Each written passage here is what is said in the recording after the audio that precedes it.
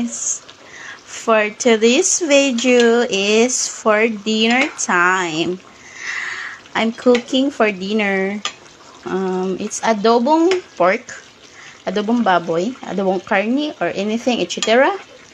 So, binabarang ko siya sa tuyo at suka at oyster sauce, and I put a little bit black pepper.